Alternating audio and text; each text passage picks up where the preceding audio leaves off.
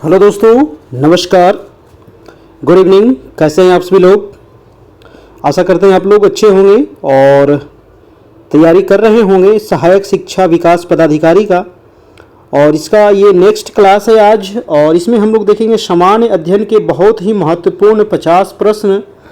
ठीक है, तो चलिए दोस्तों, सभी लोग जल्दी से आ जाइए। आज होगा आपका टेस्ट नंबर 12।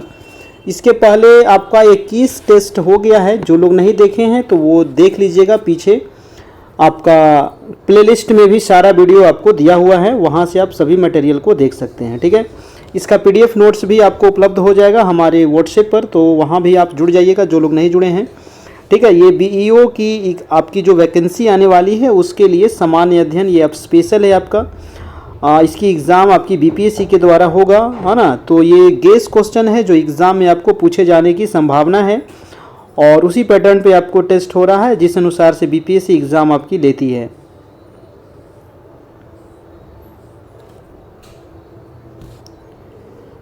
तो चलिए शुरू करते हैं। ये देखिए नंबर आपको दिया गया दोस्तों, जहाँ से आप हमारे यहाँ जुड़ सकते हैं। आपका व्हाट्सएप नंबर है, व्हाट्सएप नंबर आप देख लीजिए। इसमें आपको थोड़ा सा आपको बस चार्ज लगेगा, है ना। सहयोग जो है आपका 7857824310, इसमें 399 का चार्ज लगेगा। उसके बाद आपको इसमें जोड़ दिया जाएगा और आपको सभी मटेरियल इसमें प्रोवाइड करा दिया जाएगा। चलिए दोस्तों, शुरू करते हैं आज की क्लास। आज की क्लास का पहला प्रश्न देखिएगा, जवाब दीजिएगा सभी लोग कि आखिर इसका आंसर क्या होगा, है ना।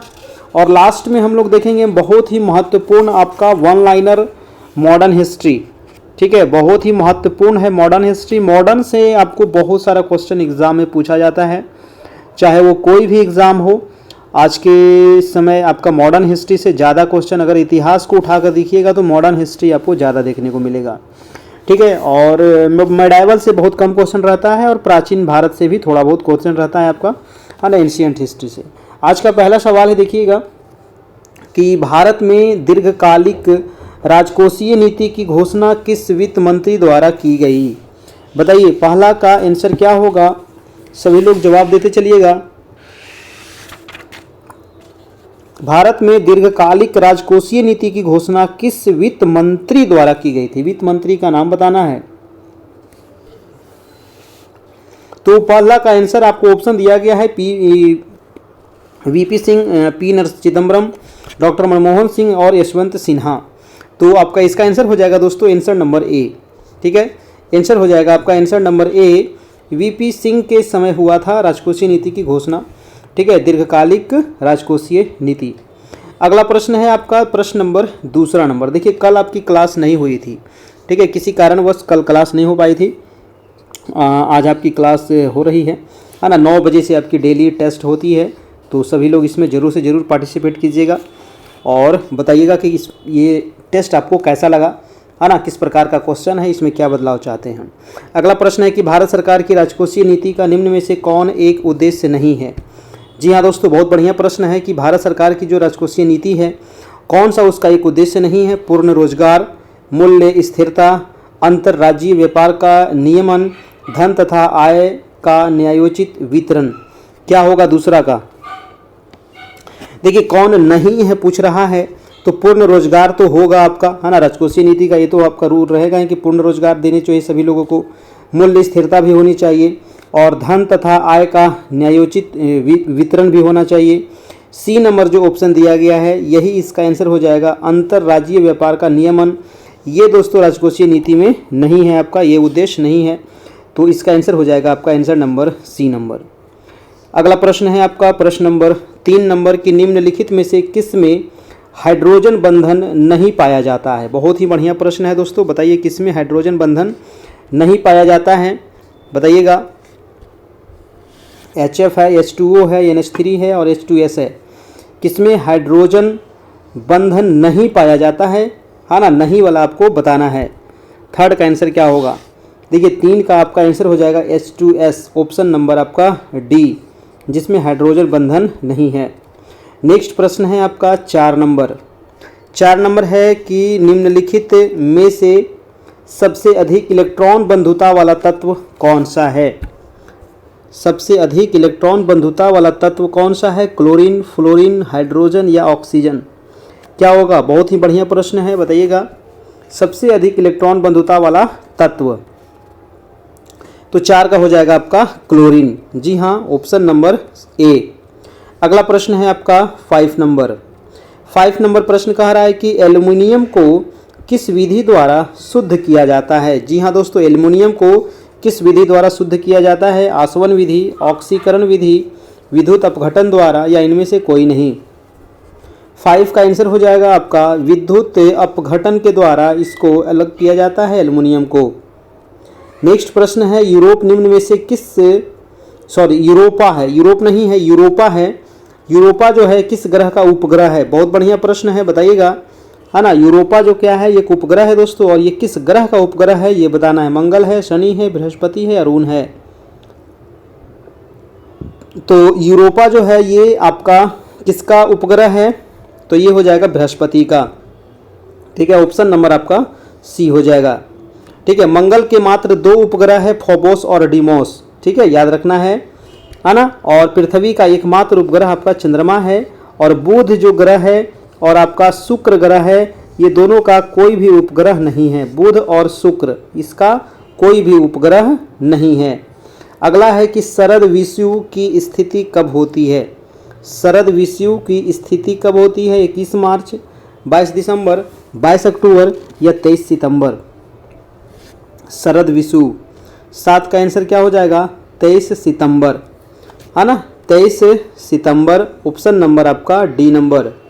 देखिए 23 सितंबर से एक क्वेश्चन और पूछेगा कि दिन रात बराबर कब होता है? बताइएगा, दिन रात बराबर कब होता है? तो 2 बार दिन रात बराबर होता है। एक तो होता है 21 मार्च को, है ना, एक होता है 21 मार्च को और एक होता है 23 सितंबर। जी हाँ दोस्तों, तो ये 2 बार क्या होता है हमारा दिन रात बराबर होता है, याद रखिएगा। अगला प्रश्न है कि मेयाना ज्वालामुखी कहाँ स्थित है? मेयाना, बताइए दोस्तों, मेयाना ज्वालामुखी कहाँ है? Ecuador, Myanmar, Philippines, Italy?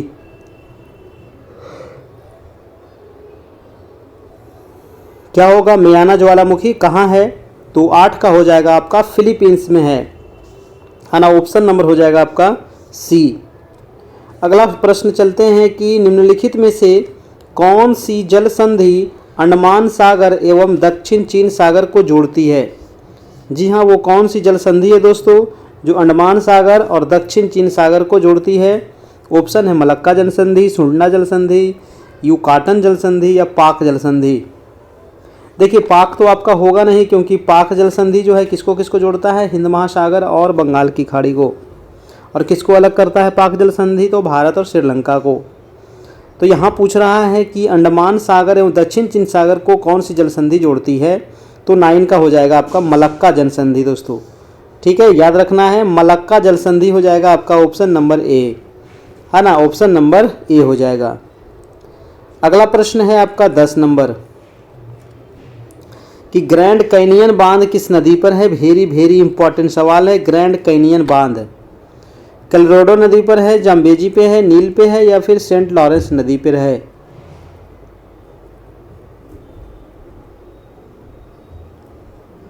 तो ग्रैंड कैनियन जो हो जाएगा दोस्तों वो हो जाएगा कोलोराडो नदी पर। ऑप्शन नंबर ए हो जाएगा, कोलोराडो नदी पर हो जाएगा, ऑप्शन नंबर ए। अगला प्रश्न है आपका प्रश्न नंबर 11 नंबर। भारतीय मानक समय रेखा किस राज्य से होकर गुजरती है? बहुत ही अच्छा सवाल है। मैंने कई बार आपको बताया हूँ कि भारतीय जो मानक समय रेखा है ये कितने राज्य से गुजरती है? तो 5 राज्य से गुजरती है। ठीक है, तो किस राज्य से होकर नहीं गुजरती है ये बताना है। 5 राज्य कौन कौन से गुजरती है दोस्तों? भारतीय मानक समय रेखा का जो मान है वो कितना है? 82.5 डिग्री। 82.5 डिग्री पूर्वी देशांतर इसका मान होता है भारतीय मानक समय का। और हर एक देश का एक मानक समय होता है, क्योंकि उसी मानक समय से पूरे देश का समय का निर्धारण होता है। तो भारत का जो मानक समय है वो 82.5 डिग्री पूर्वी देशांतर है और ये इलाहाबाद के नैनी से गुजरती है। ठीक है, ये 5 राज्य से गुजरती है। उड़ीसा से दोस्तों ये गुजरती है ना। झारखंड से नहीं गुजरती है। क्या पूछ रहा है? किससे होकर गुजरती है? जी हाँ, तो ये गुजरती है आपको उड़ीसा से होकर के। झारखंड से नहीं गुजरती है, तेलंगाना से भी नहीं गुजरती है। 5 राज्य का नाम याद रखिएगा। यूपी सबसे पहले यूपी से गुजरती है, उसके बाद एमपी से, है ना, उसके बाद छत्तीसगढ़ से, ठीक है, उसके बाद उड़ीसा से, उसके बाद आंध्र प्रदेश से। ये 5 राज्य का नाम याद रखना है। इसी राज्य से होकर के भारत का मानक समय रेखा गुजरती है। UP, MP, Chhattisgarh, Orissa, Andhra Pradesh. ठीक है, चलिए। और 0 डिग्री जो आपका प्रधान मध्याह्न रेखा है वो कहाँ से गुजरती है 0 डिग्री देशांतर? तो ये गुजरती है दोस्तों ग्रीनविच लंदन से। अगला प्रश्न है आपका 12 नंबर। भारतीय मुख्य भूमि का सबसे दक्षिणतम बिंदु कौन है? देखिए कितना अच्छा से क्वेश्चन पूछा है। भारतीय मुख्य भूमि, क्वेश्चन पे थोड़ा सा ध्यान दीजिएगा। भारतीय मुख्य भूमि का सबसे दक्षिणतम बिंदु। अब मुख्य भूमि कौन सा है? तो मुख्य भूमि भारत का ये वाला है ना। तो ये सबसे दक्षिणतम बिंदु जो है ये है आपको कन्याकुमारी, है ना। ये है आपका दोस्तों कन्याकुमारी, जिसको केप कोमोरिन भी बोलते हैं, है ना। केप कोमोरिन भी इसको बोलते हैं, कन्याकुमारी। अगर यहाँ पर मुख्य भूमि नहीं रहता, यहाँ पर रहता संपूर्ण भारत का सबसे दक्षिणी बिंदु, तो क्या होता? संपूर्ण भारत का सबसे दक्षिणी बिंदु रहता दोस्तों तो अंडमान निकोबार में जो इंदिरा पॉइंट है ना, ये वाला आंसर हो जाता संपूर्ण भारत का। लेकिन मुख्य भूमि पूछेगा तो केप कोमोरिन, इसी को आपको कन्याकुमारी कहते हैं। अगला प्रश्न है 13 कि मुलिंगला दर्रा किस राज्य केंद्र शासित प्रदेश में है? मुलिंगला दर्रा सिक्किम में, मणिपुर में, उत्तराखंड में, लद्दाख में। मुलिंगला दर्रा कहाँ है? मुलिंगला दर्रा जो पड़ता है दोस्तों ये है आपको उत्तराखंड में। कहाँ है भाई साहब? उत्तराखंड में है। ऑप्शन नंबर आपका सी हो जाएगा। अगला प्रश्न है आपका 14 नंबर। कह रहा है कि संकटपन्न जीव समुद्री गाय कहाँ पाई जाती है? बताइएगा। संकटपन्न जीव समुद्री गाय जो है ये कहाँ पाई जाती है?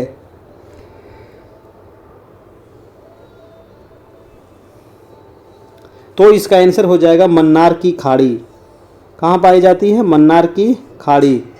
देखिए मन्नार की खाड़ी कहाँ पर ही है? तो ये है आपका भारत, प्रायद्वीपीय भारत, है ना। यहाँ पर देखिएगा श्रीलंका है, इसके बीच में जो ये खाड़ी है दोस्तों इसको कहते हैं मन्नार की खाड़ी।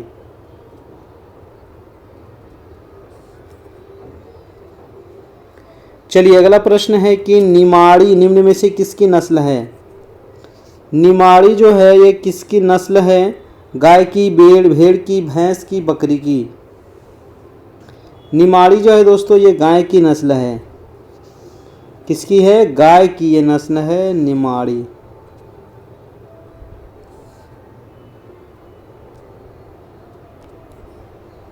अगला प्रश्न है आपका 16 नंबर। 16 नंबर कह रहा है कि निम्नलिखित में से किस लौह अयस्क में लोहे का अंश सर्वाधिक होता है? देखिए लोहा भी हमारा कितना प्रकार के होता है दोस्तों? 4 प्रकार के। सबसे बढ़िया लोहा हेमेटाइट होता है, फिर मैग्नेटाइट होता है, फिर लिमोनाइट होता है, फिर सीडेराइट होता है। ठीक है, तो कौन सा लोहा सर्वाधिक होता है दोस्तों किसमें? तो होता है आपका 16 का हो जाएगा magnetite. Option number C number. ठीक है, मैग्नेटाइट हो जाएगा आपका 16 का। अगला प्रश्न है कि परमाणु क्रमांक 20 वाले परमाणु का इलेक्ट्रॉनिक विन्यास कितना होगा? परमाणु क्रमांक 20 वाला कह रहा है परमाणु विन्यास, इलेक्ट्रॉनिक विन्यास।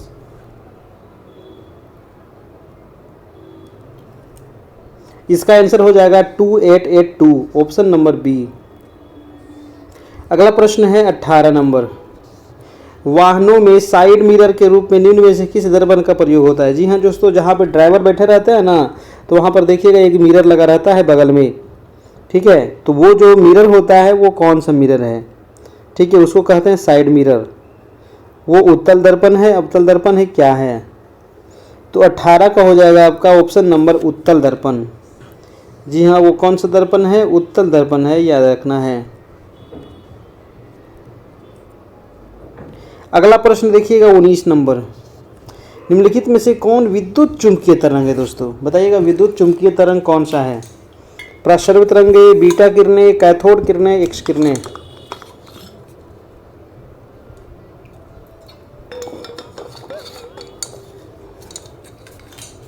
तो 19 का हो जाएगा आपका एक्स किरण। ठीक है, एक्स किरण जो है हमारा क्या है? विद्युत चुंबकीय तरंग है। हृदय विकिरण की खोज किस वैज्ञानिक ने की थी? बहुत ही बढ़िया सवाल है। हृदय विकिरण की खोज किस वैज्ञानिक ने की थी? Markovnikov, Herschel, Newton, रीटर। 20 का क्या होगा? हृदय विकिरण की खोज जो किया गया था ये न्यूटन के द्वारा किया गया था, ऑप्शन नंबर सी। अगला प्रश्न है प्रश्न नंबर 21 नंबर। 21 नंबर कह रहा है कि संविधान के अनुच्छेद 1 के अंतर्गत यूनियन ऑफ स्टेट्स में निम्न में से कौन शामिल है? अनुच्छेद 1 के अंतर्गत कौन शामिल है? केवल राज्य है या केवल केंद्र शासित प्रदेश है या फिर राज्य और केंद्र शासित है या संपूर्ण भारतीय है? तो देखिए 21 का जो हो जाएगा आपका केवल राज्य।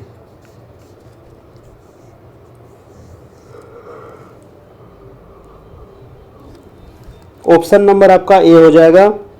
अनुच्छेद 1 के अंतर्गत यूनियन ऑफ स्टेट्स में कौन आता है? तो केवल राज्य।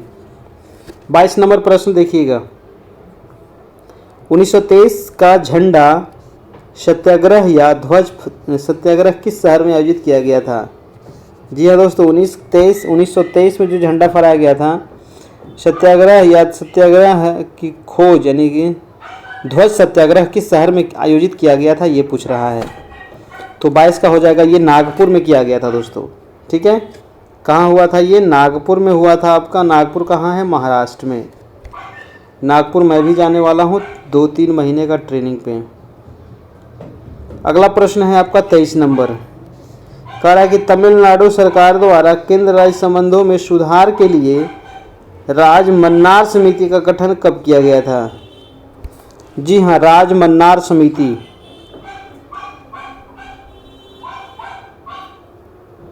राजमन्नार समिति का जो गठन हुआ था दोस्तों वो हुआ था आपका 1970 में। ठीक है, कब हुआ था? 1970 में, ऑप्शन नंबर बी। 24 नंबर प्रश्न क्या कह रहा है देखिएगा। निम्न में से किस वर्ष भारत में राष्ट्रीय आपातकाल लागू नहीं हुआ? देखिए आपातकाल बहुत इंपॉर्टेंट है आपका। आपातकाल के बारे में पूछता है। आपातकाल जो है राष्ट्रपति के द्वारा लगाया जाता है मंत्रिपरिषद के सलाह से। तो ये आपातकाल जो है भारत में 3 प्रकार के हैं आपका, और कब लागू नहीं हुआ है ये आपसे पूछा जा रहा है। तो 24 का आंसर क्या होगा? 1971 में लगा था, है ना। 1971 में भी लगा था, 62 में लगा है और 75 में लगा है। ठीक है, तो इसमें हो जाएगा 1965 में दोस्तों आपातकाल नहीं लगा था। तो हमारा जो आंसर हो जाएगा वो आंसर नंबर आपका ए हो जाएगा।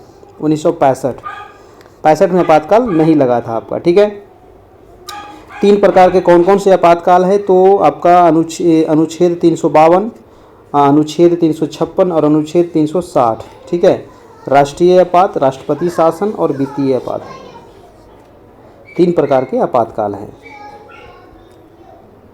चलिए अगला प्रश्न है आपका 25 नंबर। कह रहा है कि अब तक ऐसे कितने प्रधानमंत्री बने हैं जो पहले राज्यसभा सदस्य रह चुके हैं? बहुत ही बढ़िया प्रश्न है। बताइए अब तक ऐसे कितने प्रधानमंत्री बने हैं जो पहले राज्यसभा के सदस्य रहे हैं? 4, 2, 3, 1। 25 का क्या होगा? 25 का आंसर हो जाएगा आंसर नंबर ए, 4 प्रधानमंत्री ऐसे रहे हैं। अगला प्रश्न है आपका प्रश्न नंबर 26 नंबर। 26 नंबर कह रहा है कि किस अनुच्छेद के तहत राज्यसभा संसद को राज्य सूची के विषयों पर विधि बनाने हेतु अधिकृत कर सकती है ना। किस अनुच्छेद के तहत राज्यसभा जो है वो संसद को राज्य सूची के विषय पर विधि बनाने हेतु अधिकृत कर सकती है? अनुच्छेद हो जाएगा आपका 249 के तहत। ठीक है, अनुच्छेद 249 के तहत, ऑप्शन नंबर बी। अगला प्रश्न है कि न्यूनतम समर्थन मूल्य यानी कि एमएसपी की अवधारणा किस समिति द्वारा दी गई थी? बहुत बढ़िया प्रश्न है दोस्तों। न्यूनतम समर्थन मूल्य रंगराजन समिति, विमल जालान समिति, स्वामीनाथन समिति या लक्ष्मीकांत झा समिति? 27 का आंसर हो जाएगा लक्ष्मीकांत झा समिति, ऑप्शन नंबर डी। 28 प्रश्न है कि भारत में पहली बार जेंडर बजट कब पेश किया गया था? जी हाँ, जेंडर बजट कब पेश किया गया था ये बताइएगा। 2004-05 में, 2005-06, 17-18 में या 9-10 में? 28 का हो जाएगा दोस्तों जेंडर बजट जो पेश हुआ था वो हुआ था 2005-06 में, ऑप्शन नंबर बी हो जाएगा। ठीक है, ऑप्शन नंबर बी हो जाएगा। और अगला प्रश्न है कि निम्नलिखित में से कौन बहुआयामी गरीबी सूचकांक के आयामों में शामिल नहीं है ना। बहुआयामी गरीबी सूचकांक के आयाम में शामिल नहीं है क्या होगा? स्वास्थ्य, शिक्षा, खुशहाली या जीवन निर्वाह स्तर। 29 का क्या होगा? देखिए, बहुआयामी गरीबी सूचकांक के आयाम में शामिल नहीं जो है, इसमें स्वास्थ्य शामिल है, इसके अलावा शिक्षा है और जीवन निर्वाह है। इसमें खुशहाली नहीं आता है, ठीक है, इसमें खुशहाली नहीं आता है। आंसर नंबर सी हो जाएगा। 30 नंबर प्रश्न कह रहा है कि अधस्य निर्यात का अर्थ क्या होता है? अधस्य निर्यात, सेवाओं का निर्यात, वस्तुओं का निर्यात, वस्तु और सेवा दोनों का निर्यात, या तस्करी के सामान का निर्यात। अधस्य निर्यात, इसका मतलब होता है दोस्तों 30 का जो हो जाएगा वो सेवाओं का निर्यात होता है ना। इसका मतलब क्या होता है? सेवाओं का निर्यात। ऑप्शन नंबर ए हो जाएगा। अगला प्रश्न है कि कौन सा सही सुमेलित नहीं है? राजद्रोही सभाओं को रोकने का अधिनियम 1908, या विस्फोटक पदार्थ अधिनियम 1908, भारतीय फौजदारी कानून संशोधन अधिनियम 1908, या समाचार पत्र अपराधों के लिए प्रोत्साहन अधिनियम 1908। कौन सा सुमेलित नहीं है? देखिए दोस्तों, राजद्रोही, ये विस्फोटक पदार्थ, भारतीय फौजदारी कानून और समाचार पत्र, ये तीनों जो है आपका सुमेलित है, लेकिन ये नंबर जो आपका सुमेलित नहीं है, हमारा जो आंसर हो जाएगा वो आंसर नंबर आपका ए हो जाएगा। ठीक है, चलिए अगला प्रश्न है आपका प्रश्न नंबर गांधी जी के व्यक्तिगत सत्याग्रह किस वर्ष शुरू किया गया था? बहुत बढ़िया प्रश्न है। व्यक्तिगत सत्याग्रह ये जो शुरू किया गया था वो किस वर्ष हुआ था? 1940, 41, 39 या 42? 32 का क्या होगा? व्यक्तिगत सत्याग्रह किस वर्ष शुरू किया था? देखिए यहाँ पर थोड़ा सा हमें गड़बड़ लग रहा है। गांधी जी ने जो व्यक्तिगत सत्याग्रह शुरू किया था दोस्तों, ये 1940 आपका ऑप्शन 41 दिया है। 1917 में ही तो सबसे पहले इन्होंने चंपारण आंदोलन किया था, तो इसका जो ऑप्शन दिया गया है ये गलत लग रहा है, हमें लग रहा है। आप इसके बारे में क्या बताना है? ठीक है, व्यक्तिगत सत्याग्रह जो शुरू किया गया था ये सबसे पहले 1917 में किए थे गांधी जी। जब भारत आए थे 1915 में, है ना, तो 17 में सबसे पहले इन्होंने स्टार्ट किया था चंपारण सत्याग्रह, जो व्यक्तिगत सत्याग्रह था आपका। ठीक है, तो इसका आंसर 1917 होना चाहिए, जो ऑप्शन में नहीं दिया गया है। अगला प्रश्न है 33 नंबर की, त्रिपुरी संकट के बाद कांग्रेस का अध्यक्ष किसे चुना गया था? जी हाँ, त्रिपुरी संकट के बाद कांग्रेस का अध्यक्ष कौन बने थे? 33 का क्या होगा? राजेंद्र प्रसाद बने थे आपका। ठीक है, ऑप्शन नंबर सी हो जाएगा। अगला प्रश्न है आपका कि वेन सांग की भारत में यात्रा के समय सूती कपड़ों के उत्पादन का प्रसिद्ध नगर कौन सा था? क्या होगा दोस्तों? वेन सांग के भारत में यात्रा के समय सूती कपड़ों के उत्पादन का प्रसिद्ध नगर, तो उस समय का जो प्रसिद्ध नगर था वो था आपका वाराणसी, है ना। वाराणसी दोस्तों अभी भी प्रसिद्ध है कपड़ा के लिए। ऑप्शन नंबर ए हो जाएगा। अगला प्रश्न है देखिएगा कि कथा सरित सागर, है ना, कथा सरित सागर के रचयिता कौन है? कथा सरित सागर के रचयिता कौन है? सोमदेव, धर्मेंद्र, कामंदक या शूद्रक? 35 का आंसर हो जाएगा सोमदेव। ठीक है, ऑप्शन नंबर ए। अगला प्रश्न है कौन सा हड़प्पा स्थल घग्गर नदी के किनारे स्थित था? है ना, घग्गर नदी के किनारे स्थित था, क्या होगा? कौन सा वो हड़प्पा स्थल है? जी हाँ, हड़प्पा स्थल। तो आपका घग्गर नदी के किनारे जो था वो था बनावली। ठीक है, 35 का आंसर हो जाएगा आपका ए, बनावली, घग्गर नदी के किनारे। अगला प्रश्न है कि उदयीन किस वंश का शासक था? बताइएगा, उदयीन जो था ये किस वंश का था? मौर्य, शिशुनाग, हर्यक या नंद वंश? तो आपका 37 का आंसर हो जाएगा आपका आंसर नंबर हर्यक वंश, है ना। उदयीन जो था ये हर्यक वंश का शासक था। कुतुबुद्दीन ऐबक की राजधानी कहाँ थी? बताइएगा दोस्तों, कुतुबुद्दीन ऐबक की राजधानी दिल्ली, लाहौर, अजमेर या अलीगढ़? कुतुबुद्दीन ऐबक की जो राजधानी थी वो थी लाहौर। ऑप्शन नंबर बी हो जाएगा। ठीक है, कुतुबुद्दीन ऐबक की राजधानी लाहौर थी। अगला प्रश्न है कि कौन एक मंदिर ईंटों से निर्मित है ना, ईंट से निर्मित मंदिर कौन सा है ये बताइएगा। भीतरगांव मंदिर, तिगवा मंदिर, सांची का मंदिर, देवगढ़ का मंदिर? ईंट से निर्मित जो मंदिर है दोस्तों 39 का हो जाएगा, भीतर गांव का मंदिर। ठीक है, ऑप्शन नंबर आपका ए हो जाएगा। अगला प्रश्न है 40 नंबर। 40 नंबर है कि तारीख ए फिरोज शाही की रचना किसके द्वारा की थी, बताइए दे। तारीख ए फिरोज शाही, अमीर खुसरो, जियाउद्दीन बर्नी, अब्बास खां शेरवानी या अबुल फजल। देखिए तारीख ए फिरोज शाही की जो रचना हुई थी वो हुई थी आपका जियाउद्दीन बर्नी के द्वारा, ऑप्शन नंबर बी। नेक्स्ट प्रश्न है कि सांप्रदायिक पंचाट की घोषणा किस वर्ष की गई थी। सांप्रदायिक पंचाट 1928, 1924, 1932 या 1936। 41 का क्या होगा। देखिए सांप्रदायिक पंचाट की जो घोषणा हुई थी ये हुई थी 1932 में। ठीक है, 1932 में पूना पैक्ट भी आपका इसी समय हुआ था। खेड़ा का युद्ध कब हुआ था, बहुत बढ़िया प्रश्न है। खेड़ा का युद्ध, जी हाँ बताइएगा। खेड़ा का युद्ध हुआ था 1707 में, 5 में, 24 में, 28 में। तो खेड़ा का युद्ध जो हुआ है 1707 ईस्वी में हुआ है, ऑप्शन नंबर बी। अगला प्रश्न है कि किस जंतु में गमन के लिए कूटपाद पाए जाते हैं, है ना। किस जंतु में गमन के लिए कूटपाद पाए जाते हैं। ट्रिप्नोसोमा, अमीबा, प्लाज्मोडियम या पैरामीशियम। 43 का हो जाएगा दोस्तों आपका अमीबा में। ठीक है, ऑप्शन नंबर बी। अगला देखिएगा कि सरसों का किस कुल का पौधा है। जी हाँ, जो सरसों का जो पौधा होता है ये किस कुल का पौधा है। क्रूसीफेरी का है, सोलेनेसी का है, मालवेसी का है या फिर लेग्यूमिनेसी का है। 44 का हो जाएगा क्रूसीफेरी का है। ठीक है, याद रखना है सरसों जो होता है जिससे तेल बनाया जाता है, हाँ ना। तो सरसों का जो पौधा है ये किस कुल का है दोस्तों, तो ये क्रूसीफेरा। अगला है आपका 45 नंबर। श्वसन के दौरान निम्न में से किसका विघटन नहीं होता है। वसा का, विटामिन का, कार्बोहाइड्रेट का या प्रोटीन का। तो श्वसन के समय जो विघटन नहीं होता है दोस्तों वो हो जाएगा आपका विटामिन। ठीक है, विटामिन का विघटन नहीं होता है। अगला प्रश्न है कि अपच का उपचार करने के लिए किस औषधि का प्रयोग होता है। सभी लोग वीडियो को लाइक ज़रूर कर देना है, अपने दोस्तों को शेयर भी कर दीजिएगा। अपच का उपचार करने के लिए किस औषधि का प्रयोग होता है दोस्तों। एंटासिड, एंटीबायोटिक, एंटीसेप्टिम या फिर एनाल्जेसिक। क्या होगा 46 का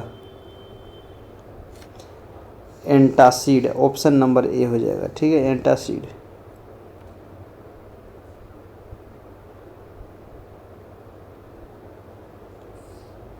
अगला प्रश्न देखिएगा कि निम्नलिखित में से कौन वायु प्रदूषक को मॉनिटर करता है दोस्तों। 47 नंबर प्रश्न है कि वायु प्रदूषण को मॉनिटर कौन करता है। शैवाल, बैक्टीरिया, लाइकेन या कवक। क्या होगा 47 का। तो वायु प्रदूषण को मॉनिटर जो करता है वो लाइकेन के द्वारा किया जाता है, ऑप्शन नंबर सी। नेक्स्ट है कि कौन ठोस स्नेहक का उदाहरण है। जी हाँ, ठोस स्नेहक का उदाहरण कौन सा है। गंधक है, ग्रेफाइट है या फिर इंडियम है या फिर बीओसी दोनों है। तो 48 का आंसर हो जाएगा ठोस स्नेहक जो है वो है ग्रेफाइट आपका। ठीक है, ऑप्शन नंबर बी। अगला प्रश्न है 49 नंबर। 49 कह रहा है कि निम्नलिखित में से कौन सही सुमेलित नहीं है। एक तरफ फसल है, एक तरफ खरपतवार है, हाँ ना। तो गेहूं में कौन सा खरपतवार है भाई। धान में, मटर में या फिर पेट्रोल में। देखिए गेहूं में हो जाएगा दोस्तों फ्लेरिस माइनर। ठीक है, धान में, मटर में प्याजी, पेट्रोल में कासनी। बी नंबर आपका आंसर जो है ये गलत है। ठीक है, 49 का बी हो जाएगा धान। और लास्ट प्रश्न है उसके बाद देखिए कुछ महत्वपूर्ण आपका मॉडर्न हिस्ट्री का क्वेश्चन है आपका। कौन जड़ का उदाहरण नहीं है, बताइएगा। जड़ का उदाहरण नहीं है। गाजर, मूली, आलू, कौन सा जड़ नहीं है। तो आलू भाई का जड़ थोड़ी है, आलू तना है, ऑप्शन नंबर सी हो जाएगा। ठीक है, आलू, है ना। चलिए अगला प्रश्न है आपका, कुछ वन लाइनर सवाल है, बहुत महत्वपूर्ण है, इसको ज़रूर देखिएगा। तो चलिए देखते हैं कुछ मॉडर्न हिस्ट्री का। कह रहा है कि सुखदेव, भगत सिंह और राजगुरु को फांसी कब दिया गया था। वेरी इंपॉर्टेंट है दोस्तों, 23 मार्च 1931 को, हाँ ना। 23 मार्च 1931 को दिया गया था भगत सिंह, राजगुरु को और सुखदेव जी को फांसी। कांग्रेस सोशलिस्ट पार्टी की स्थापना 1934 में हुई थी। इस पार्टी के पहले अध्यक्ष नरेंद्र देव थे और इसके पहले सचिव जयप्रकाश नारायण थे। अगला प्रश्न है आपका प्रश्न नंबर कि अखिल भारतीय किसान सभा का गठन। बहुत बढ़िया प्रश्न। अखिल भारतीय किसान सभा का जो गठन हुआ था 1936 में हुआ था। इसके पहले अध्यक्ष स्वामी सहजानंद सरस्वती थे। इसके पहले महासचिव NG रंगा थे। किसानों की समस्याओं को प्रकाशित करने वाली हुकार पत्रिका का प्रकाशन सहजानंद सरस्वती ने किया था। जी हाँ, हुकार जो पत्रिका था इसका प्रकाशन कौन किए थे? सहजानंद सरस्वती, है ना। और इन्होंने ही दोस्तों यही पहले अध्यक्ष थे अखिल भारतीय किसान सभा का। नेक्स्ट है कि फॉरवर्ड ब्लॉक, वेरी इंपॉर्टेंट है फॉरवर्ड ब्लॉक। इसकी स्थापना हुई थी मई 1939 में सुभाष चंद्र बोस के द्वारा। ठीक है। अगला प्रश्न है कि जालियांवाला बाग हत्याकांड का आरोपी माइकल ओडायर की हत्या कौन किया था? वेरी इंपॉर्टेंट, हाँ ना। देखिए, जालियांवाला बाग हत्याकांड हुआ था 13 अप्रैल 1919 को, और इसका जो आरोपी था माइकल ओडायर, इसका जो हत्या हुआ था उधम सिंह के द्वारा लंदन में जाकर के दोस्तों ठोक दिया था, है ना। वो भी आदमी थे, लंदन में जाकर के ठोका दोस्तों, है ना, उधम सिंह। अगला है कि व्यक्तिगत सत्याग्रह आंदोलन की शुरुआत कब हुआ? जी हाँ, तो व्यक्तिगत सत्याग्रह आंदोलन की शुरुआत हुई 17 अक्टूबर 1940 में। महात्मा गांधी ने किया था। प्रथम सत्याग्रही विनोबा भावे थे, है ना। और इसकी शुरुआत महात्मा गांधी किए थे। प्रथम सत्याग्रही कौन थे? विनोबा भावे। ये काफ़ी इंपॉर्टेंट सवाल है, याद रखना है। अगला प्रश्न है आपका कि इस आंदोलन के दूसरे सत्याग्रही जवाहरलाल नेहरू। जी हाँ दोस्तों, देखिए ये क्वेश्चन आपका आया था, क्वेश्चन में भी था, है ना, ये क्वेश्चन। और यहाँ 1940 ही होगा। ठीक है। व्यक्तिगत आंदोलन, ठीक है, व्यक्तिगत आंदोलन जो हुआ था दोस्तों वो हुआ था 1917 में, और व्यक्तिगत सत्याग्रह यहाँ पर दे रहा है।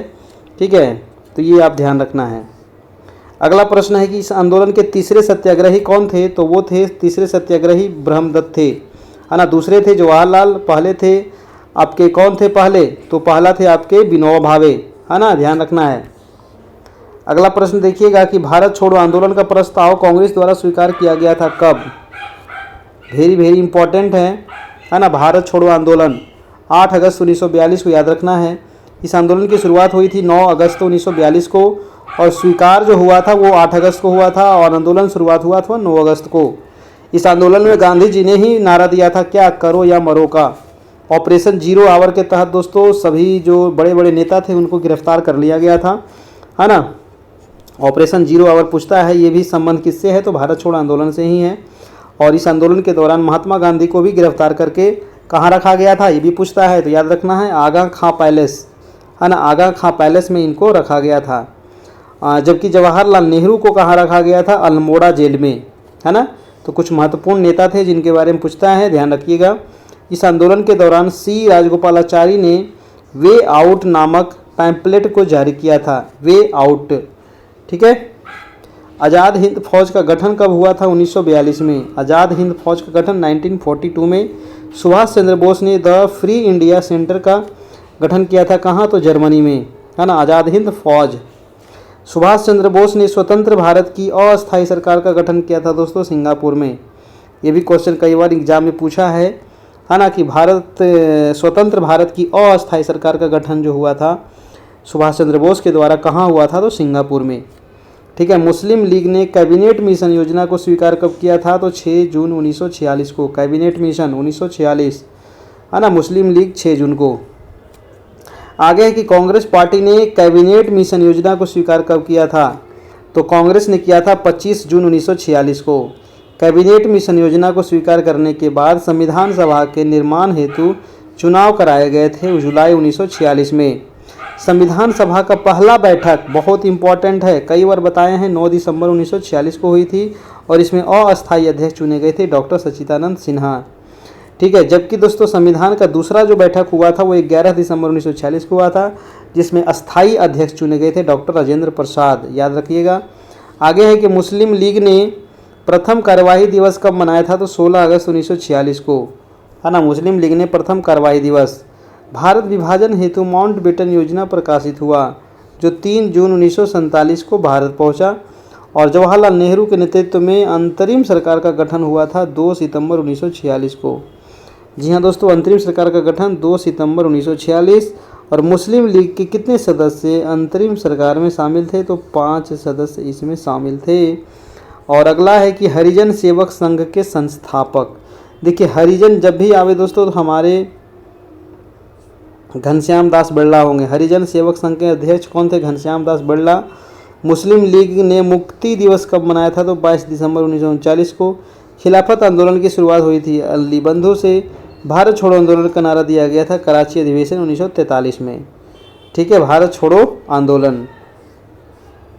चलिए, तो ये रहा आज का महत्वपूर्ण टेस्ट। कैसा लगा आप लोग बताइएगा, है ना। ज़्यादा लंबा ये क्लास नहीं हम खींचे हैं। ठीक है, कल आपकी क्लास हुई नहीं हो पाई थी किसी कारणवश, आज आपकी क्लास हुई है। टेस्ट नंबर आपका 22, इसको आप देखिएगा। बहुत बढ़िया, ये मॉडर्न हिस्ट्री आपको काफ़ी इंपॉर्टेंट है ना। धीरे धीरे करके हम पूरा मॉडर्न हिस्ट्री ऑनलाइनर में भी कंप्लीट कर दिए। उसके अलावा जो 50 महत्वपूर्ण प्रश्न थे वो भी आपको कंप्लीट कर दिया गया है। ठीक है, तो आप लोग इस ग्रुप में आपको ऐड कर जुड़ जाइएगा। 78 57 82 43 10 है। इसमें 399 आपको चार्ज है, मात्र एक बार, कोई मंथली चार्ज इसमें नहीं लगेगा। फ़ोन पे गूगल पे के माध्यम से आप इसमें जुड़ सकते हैं। ठीक है, तो पेमेंट करने के बाद आप स्क्रीनशॉट हमें ज़रूर भेज दीजिएगा। थैंक यू, धन्यवाद, गुड नाइट।